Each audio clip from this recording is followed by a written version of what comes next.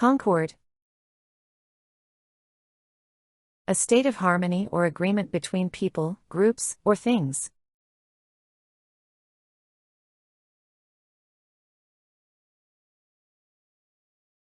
The treaty was signed to establish concord between the two nations.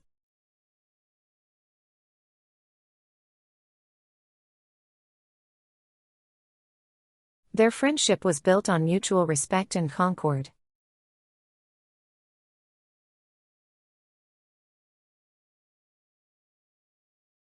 The meeting ended in concord, with everyone agreeing on the plan.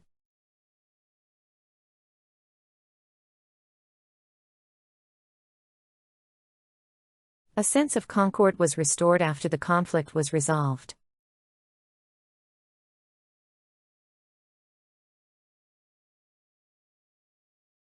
The peaceful village was known for its social concord among neighbors.